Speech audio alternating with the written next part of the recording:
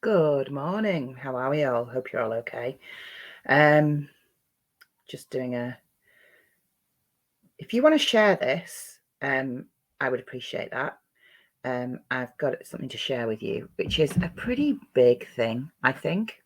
Not even I think, it is. It's a pretty big thing. There's a couple of things that have happened over the past week to 10 days, week really, around conversations in the houses of power about barriers to attendance and the difficulties that some children and young people face, particularly around their mental health, and that presenting difficulties with being in school or college. And there's two things that happened this week that really, for me, put a pin in the biggest issue that we've got currently, which is that the people who are in positions of power, particularly our politicians, particularly our Tory politicians, and the narrative that is being shared in those halls of power. And I want to illustrate that for you with two very clear examples. So the first one, it was the National Conservatism Conference this week. It's not the Conservative Party conference, but a lot of high-profile Conservative politicians attended and spoke. Suella Braverman spoke, Michael Gove spoke. Who else spoke? James Hunt spoke. And Catherine, oh my God, what is her name? The person who is the strictest headmistress in Britain. Let me find her surname. Headmistress Catherine Birbal Singh. Forgive me, I'm not great with remembering names. She spoke. And in her speech, which was like a rousing, like call to arms, she said, and I will post a link so you can see it in full, but she said, and I'm doing a little bit of paraphrasing, but I can remember most of what she said. She said, it's time to stop letting children make decisions about our futures. In 20 years' time, we'll all be dead and these kids will be in charge of the country. And if we let them carry on with the nonsense that we're seeing, which is that they are woke and she class that as a bad thing, that these woke environments in schools where children do not have authority for adults, then we're all stuffed. We need to crack down. We need to rule with an iron fist. We need to stand up and be counted, and we need to push back against this culture of like being pushovers with children. That was basically the sum up of her rousing call to arms, which got an almighty applause, right? So that's the National Conservatism Conference that happened earlier this week. And I will post a link so you can see exactly what was said. I have started a TikTok about it, but I've not finished it because things were a little bit all over the place this week. The other thing that happened this week was the Education Select Committee invited people who are experts in the field of education, of special educational needs, of attendance, and of mental health to come and speak to the Education Select Committee. So they heard evidence from charities and they were called on to talk about persistent absence from school for vulnerable and disadvantaged children specifically. Conservative MPs in that session asked questions about, and I quote, children crying wolf and claiming mental health, and parents not instilling resilience. And if you know me, then you'll know what I think about the word resilience. But anyway, yeah, woke is literally being compassionate. What the hell is wrong with society? How did we get so grim? You can be as sweary as you need to be, Facebook user, especially because I can't see your name. This is the interesting bit, though. There were two Conservative MPs who were mic'd, either because they were sitting near a mic or they actually had mics on. I'm not sure which. And at the end of the first session, there was an exchange between two of the committee members, both Tory MPs, specifically Andy Drummond and Caroline Ansell, both elected politicians, both of whose job is to represent the voices of the electorate and who should be listening to lived experience. And this is what was picked up on the microphone. Andy Drummond said, those sort of people who are voice of children are always going to say what they say anyway. To which Caroline Ansell replied, "It's self-selecting, there's bias all over it." So what I read from that is they asked people with lived experience and experts who are experts in the field of barriers to attendance, inclusion, mental health, specifically for vulnerable and disadvantaged children. They asked them to speak to a select committee, and two of the committee members' opinions that they felt confident voicing to each other in a public room, probably not realizing the mics would pick it up, but still, they felt confident sharing with each other, feel that parents who come and represent parental voice, and people from, for example, Square Peg were represented there. I'm trying to think I'm just looking at my notes. The National Children's Bureau were also represented there. It's Mental Health Awareness Week. The focus is anxiety, and we've got politicians basically saying, well, of course you're going to say that. Of course you're going to say that because your kid is, because you are, pandering to your child, and you're one of these woke parents who thinks that we need to be soft with our kids. And so you are looking for evidence that there are other families like yours, right? And this is what we're up against. We're up against a political narrative that says, ultimately, there's no such thing as children's mental health. Everyone's anxious nowadays. Man up. Put your foot down with your kids. Stop pandering to them. Stop being a pushover. You're making this worse. You're looking for evidence. That's what is being said in the halls of power by politicians to politicians, by people on stage in front of rooms of politicians. And so when we're in a situation where we feel like we're being blamed as parents for our children's mental health, and we're being told that, all kids don't like school, that it's, you're reading too much into it. They're picking up on your anxiety. There's recent research from Danielle Jada Hall at PDA Parenting and Alice Running, who's an autistic researcher, and they published that with the PDA Society. And I included it in the new version of my book. I wrote a book, by the way. I don't know if I mentioned that. Your Child is Not Broken, available in all good bookshops. Thank you. But the parental blame for parents who have particularly autistic children, but actually vulnerable and disabled children from all walks of life, the narrative is it's our fault. It's our fault that our kids can't be in school. We just need to pull our socks up and put our foot down. So when we're hearing that from people in the school system, and we're thinking that it's just the odd person who is a bit of a bellend and who doesn't understand and has no compassion, what we need to consider is that this is coming from the top down. People sitting on the Select Education Committee think that. People making decisions about policy, procedure, laws, good practice, all of that, they think that. They are saying that to their cronies in, when they're sat around with their smoking jackets, the people who are heads of multi-academy trusts, who are rubbing shoulders with the people they went to Eton with, they're saying that to them. And then they're saying that to their school leaders, and their school leaders saying that to their staff, and their staff are saying that to our teaching assistants, and those people in the classrooms are saying it to us. And in the middle of this, during Mental Health Awareness Week, we have people not listening to the lived experience of parents and families, not listening to the evidence of the likes of Mind, who presented at the select committee. They're not listening. And so I just want to say that if you feel like you're not being listened to, you are not going mad. Because the truth is that this week, two Tory politicians who sit on the Education Select Committee shared with each other that they don't think our experiences are real, that they think that we're looking for evidence that other people's children are like our children as an excuse to excuse our poor parenting, our lackluster governance in our own homes, our woke culture. It's all enmeshed. It's all interlinked.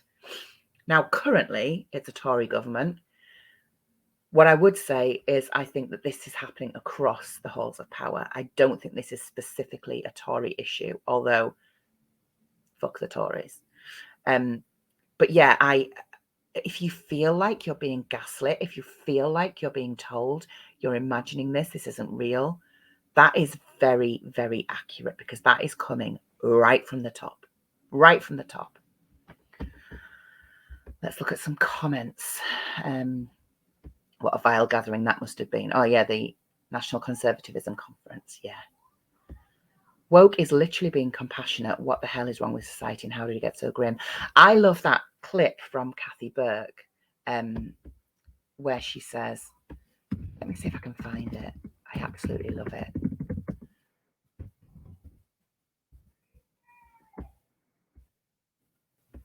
Yeah. She was on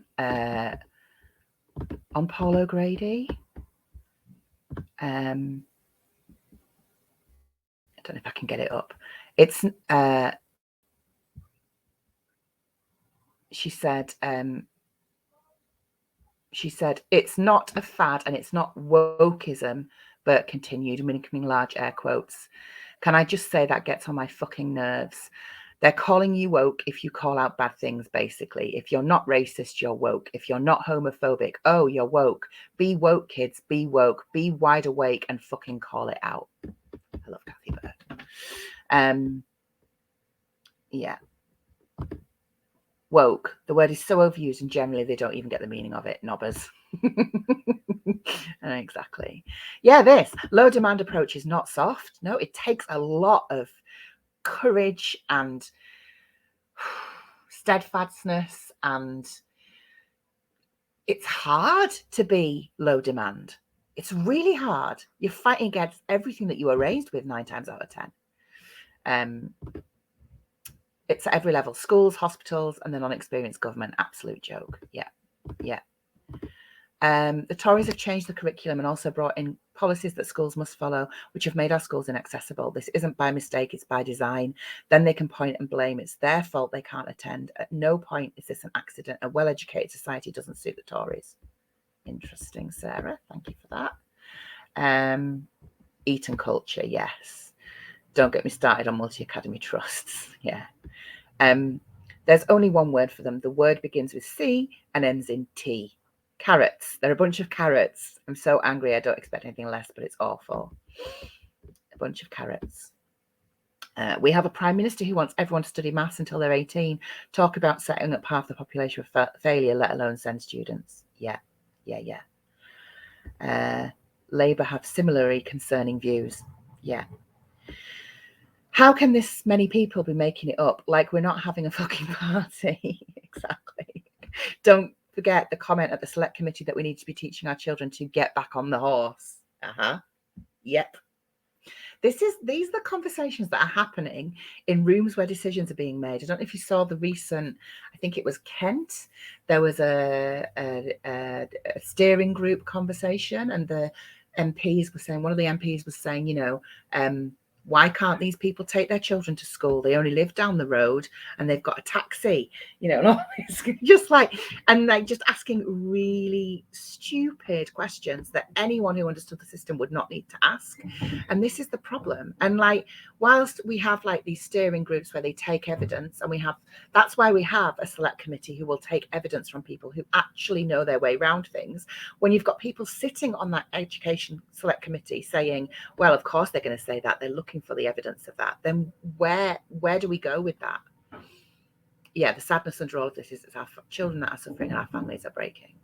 So there are various things happening. I've posted a link to an article. I believe there's a petition. I will share some stuff.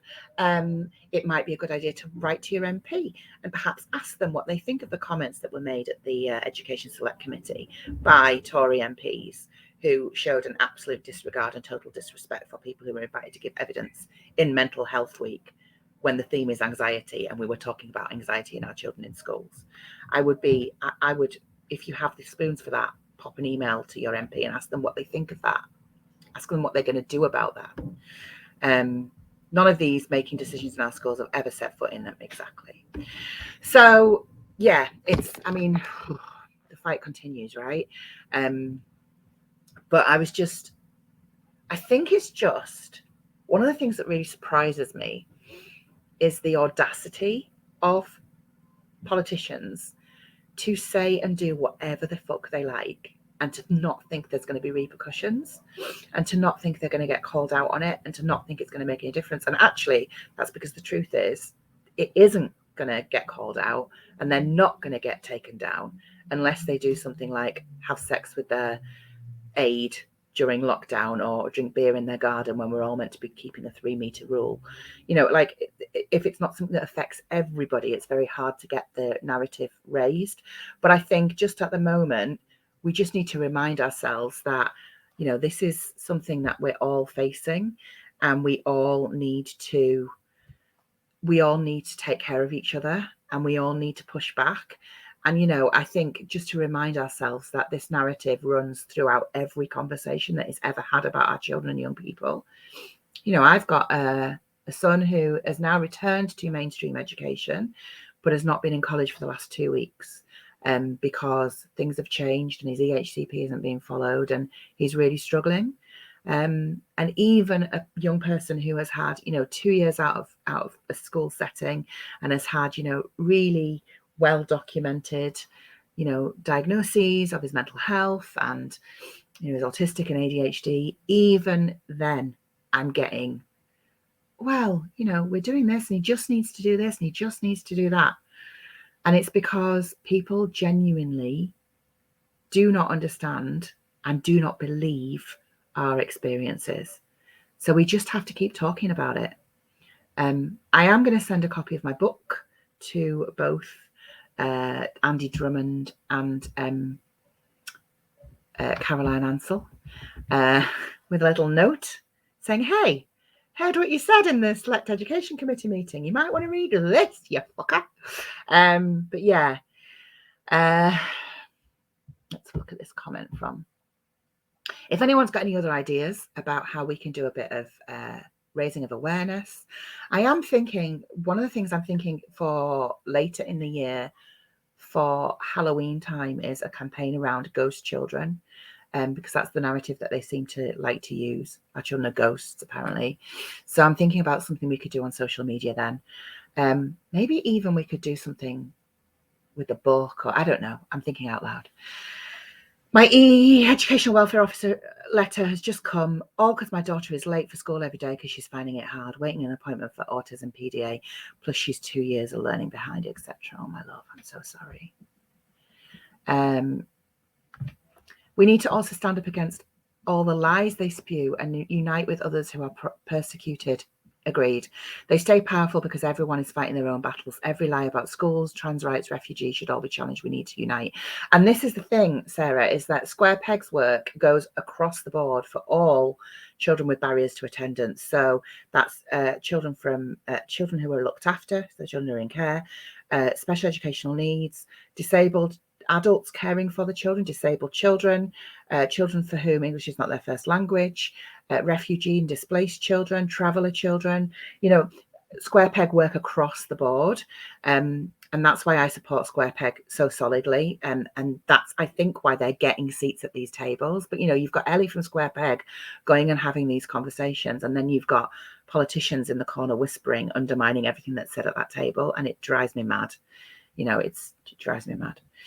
Could you put an extra bingo card in just for them? We're going to have to make a book of bingo cards at this rate, aren't we? For those who don't know what that means, my new edition of my book has a bingo card, a bullshit bingo in the back of the book. Is there a link to this meeting, please? I'd like to listen to it and do some targeted education. Yes, I will get you a link. I will pop it in the comments.